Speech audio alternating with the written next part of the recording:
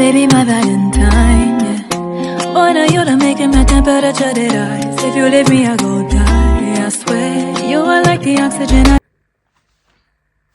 Hi guys, we are still talking about the Senzo Meyiwa case. We are talking about the evidence in the courtroom right now and the expectation of the way forward. Guys, I am sure so many people are so worried to Guti. Okay, now that we are in the position of being dealing with the experts and everything, the ballistic experts, people are worried their sugars are going up and all and all and all. Personally, I am not worried about anything because the evidence that is in the courtroom is speaking for itself. We have forensic and scientific evidence that is speaking for itself, and then we have scientific evidence that it cannot be asked questions about it because it is the truth. Do you understand? We have evidence that says that on the 26th of October, accused number 3 was never in Vosloorus at the time of the crime. He left Vosloorus around 5:05. That was the last time his phone pinged in Vosloorus. And then after that, it kept on pinging anywhere else but Vosloorus. Do you understand? So because of such things, there is no way that he is the one that actually shot Senzo Meyiwa, shot and killed Senzo Meyiwa. There's no way. It can't make sense. People need to come into terms with that. He was never in Vosloorus. And at this point, we are at a point where we can surely say and boldly say these guys are being framed, because why would his phone ping in George Koch at the time of the murder, and the next thing he is in Vosloorus doing the killings of Senzo Meyiwa? No. At this point, they are not the ones that killed Senzo Meyiwa. It is clear as daylight that these guys have nothing to do with the crime of Senzo Meyiwa. They absolutely have no business with the Senzo Meyiwa murder at this point. And even if this judge, Judge Rata, finds them guilty of this crime, it will be unfair of him to do that. Even with that confession of Untanzi, it will still be unfair. At this point, you can see that Untanzi was forced. Upinki today made sure that we understand this. We even understand Uba Ungane Ntanzi never had his cell phone with him. There were no activities in his cell phone as per what the state wanted us to believe. Do you understand? So the evidence in court speaks, and it's scientific and forensic evidence that is telling us the 5 accused have nothing to do with the crime. The 5 accused have nothing to do with the crime, and scientific evidence is proving that thing. It has proven it. It has proven it time and again. The whole time Upinki has been on the stand, even when she was still busy with even when she was still busy with her cross-examination, with her evidence in chief. All she dealt with was how these guys were never in Vosloorus at the time. And to top it up, accused number 4, no accused number 3, no accused number 5, they have a picture of them together in George Koch. There's a picture of them.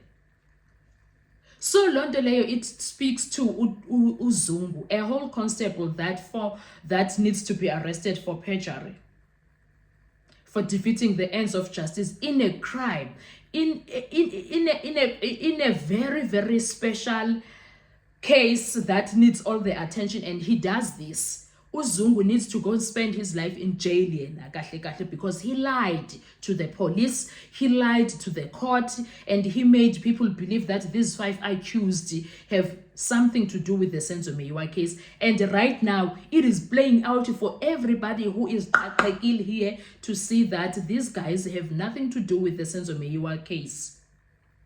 Uzungu needs to be arrested and needs to be charged, and Uzungu for being bold when lying and telling lies left, right, and center, and being cocky in that courtroom when he was there, and being nasty towards Abomnisi and Abomshololo. He needs to be taken to jail and the keys be thrown there, go ocean, because he is a liar.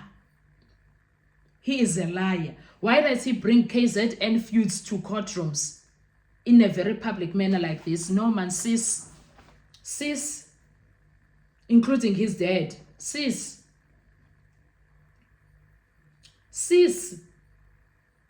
because wow, we are here because of their lies. We are absolutely here because they lied to the court.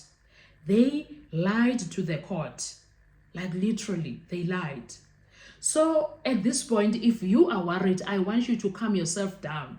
Chances are that firearm will be tested, and come September, it will show us that it is the firearm that was used to kill Senzo Meyiwa. However, that being said, who used the firearm to shoot Senzo Meyiwa? Because accused number 3 was never there.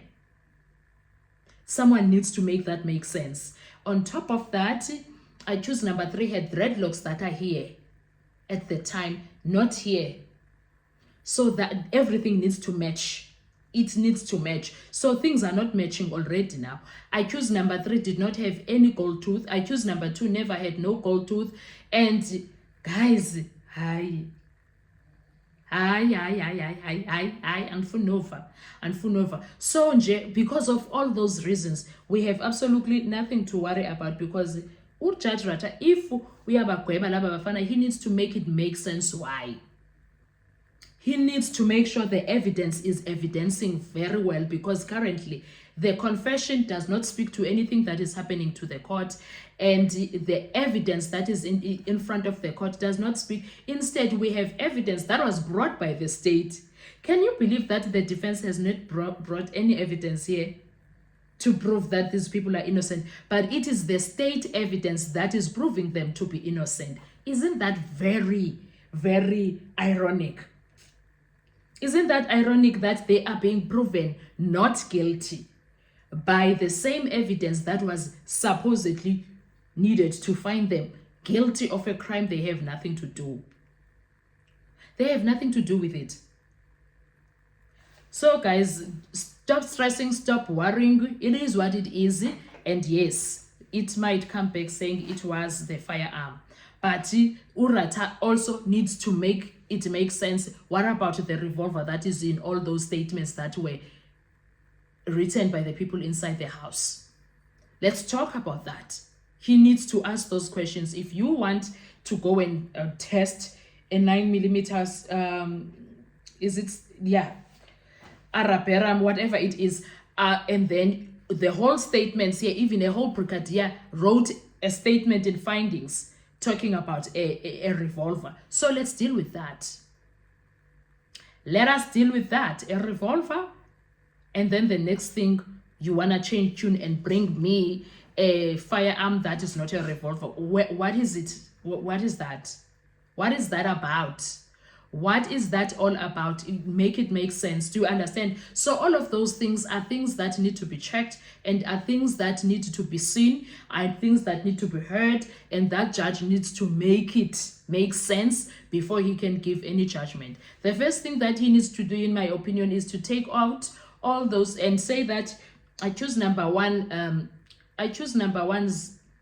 confession out the window, because it has nothing to do with the case altogether. It's talking about a Saturday, and this crime did not happen on a Saturday. It's talking about a Makimba and a Marco Buteles who were in prison at the time. It's talking about a white polo, which no one seemingly was owning the white polo, and all. Take it out, all of it. And then we come back to accused number 2's one. Where is the call that Kelly Kumalo made to accused number 3, Dololo? Where is accused number 3 was supposed to come from Fosloras to Kelly Kumalo? Where is something that says he was there? Dololo? All of those things. Nothing. Like literally there is nothing. So if they can't prove any of those things, the case, it was supposed to be proven in all of those areas. It was not. So you see why.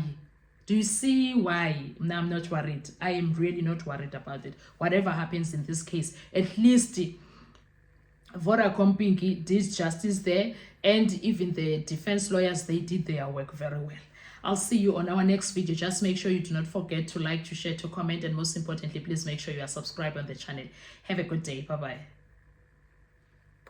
Need to survive, I'll be on.